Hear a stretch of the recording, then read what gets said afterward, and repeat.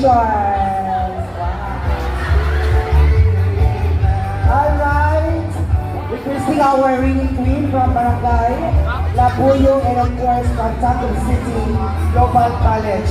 Whoever is the winner tonight will compete na po sa next na Hondiaka na episode.